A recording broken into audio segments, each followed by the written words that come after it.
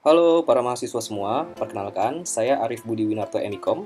Melalui video ini, saya akan membawakan materi mengenai isu-isu kontemporer komunikasi. Disimak ya videonya sampai habis.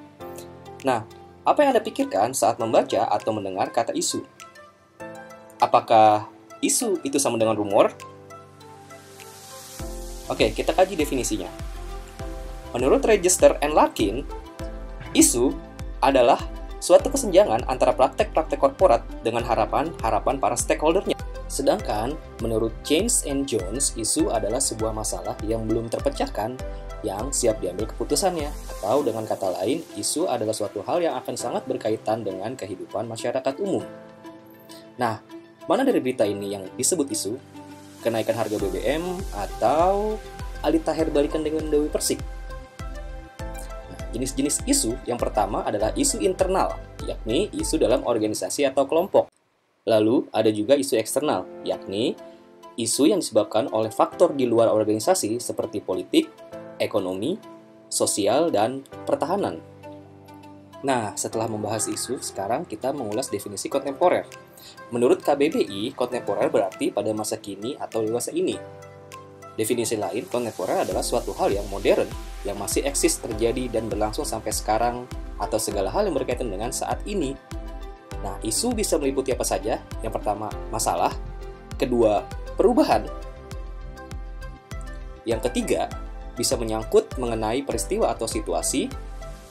Keempat, isu bisa meliputi kebijakan. Dan yang kelima, isu juga bisa menyangkut mengenai hal yang berbau tentang nilai-nilai yang tengah berlangsung di masyarakat. Lalu yang menjadi pertanyaan, apa sih yang menjadi penyebab muncul isu? Yang pertama adalah ketidakpuasan sekelompok masyarakat. Yang kedua, terjadinya peristiwa dramatis. Yang ketiga, terjadinya perubahan sosial. Yang keempat, kurang optimalnya pemimpin. Nah, selanjutnya kita akan membahas mengenai isu-isu kontemporer komunikasi yang tengah hangat di masyarakat Indonesia. Yang pertama, cyberbully. Cyberbullying adalah metode yang digunakan pelaku intimidasi untuk menggoda, menyiksa, melecehkan, atau menyakiti korbannya melalui internet. Banyak situs jejaring sosial yang menjadi senjata.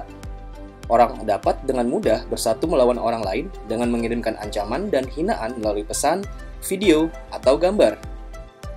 Jadi, ancaman dan serangan jauh lebih menyakitkan dan dapat mengakibatkan depresi dan terkadang bahkan bunuh diri. Jadi, bagaimana kita bisa membantu mencegah penindasan maya?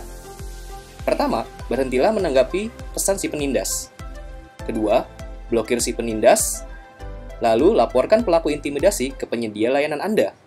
Selanjutnya, bicaralah dengan konselor sekolah Anda. Lalu, jangan membagikan informasi yang tidak perlu tentang diri Anda secara online jika hal itu dapat merugikan Anda. Terakhir, mari hentikan cyberbullying sebelum kerusakan terjadi. Yang kedua adalah fear of missing out. Takut ketinggalan, yang dalam bahasa Inggris dikenal dengan singkatan FOMO, adalah fenomena psikologis yang merujuk pada perasaan cemas atau ketidaknyamanan seseorang karena merasa bahwa mereka sedang melewatkan pengalaman, kesempatan, atau aktivitas yang menarik yang dialami oleh orang lain. Fenomena ini terutama muncul dalam era digital dan media sosial, di mana seseorang dapat melihat berbagai momen dan peristiwa yang menarik dari kehidupan orang lain melalui platform seperti Facebook, Instagram, Twitter, dan lain sebagainya. Meskipun FOMO dapat menjadi hal yang umum dan manusiawi, dampaknya bisa merugikan kesejahteraan mental. Nah, itu tadi materi tentang isu-isu kontemporer komunikasi yang bisa saya sampaikan. Semoga bermanfaat untuk kita semua. Terima kasih.